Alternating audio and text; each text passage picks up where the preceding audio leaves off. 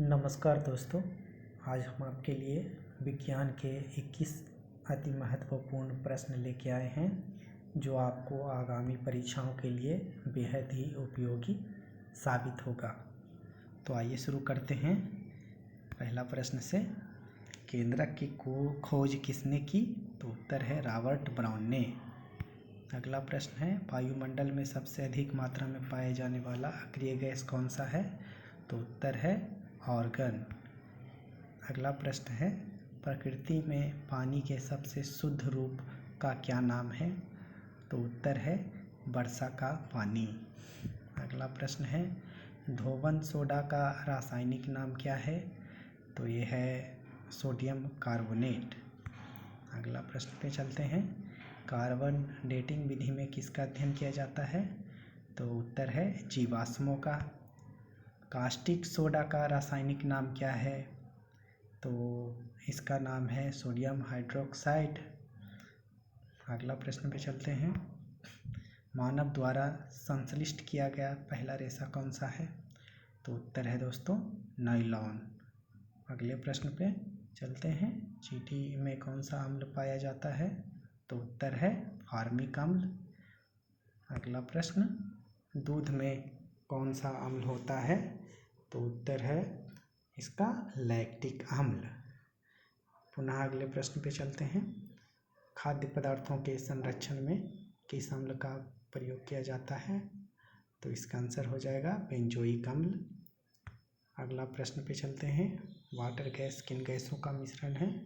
तो उत्तर है इसका कार्बन मोनोऑक्साइड और हाइड्रोजन। अगला प्रश्न दोस्तों, प्रोड्यूसर गैस किन गैसों का मिश्रण है?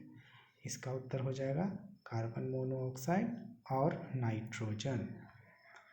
अगला प्रश्न, किसी नली में द्रव के प्रवाह की दर ज्ञात करने वाले यंत्र को क्या कहते हैं? तो इसका सही उत्तर हो जाएगा वेंटुरी मीटर।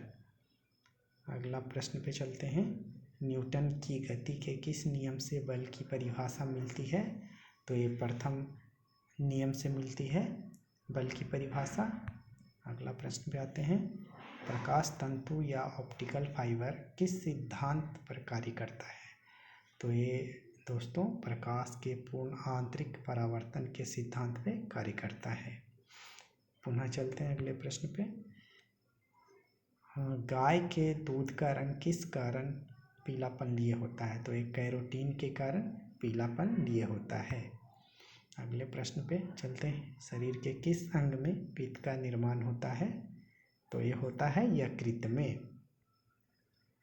पुनः अगले प्रश्न पे, रक्तचाप मापने वाले उपकरण को क्या कहा जाता है? तो इसका सही उत्तर है स्फिग्मोमैनोमीटर। अगले प्रश्न में चलते हैं दोस्तों, माइकोलॉजी में किसका अध्ययन किया जाता है? तो कवक का अध्ययन किया जाता है माइकोलॉजी में। अगला प्रश्न पे चलते हैं, मकड़ियों में कुल कितनी आँखें होती है?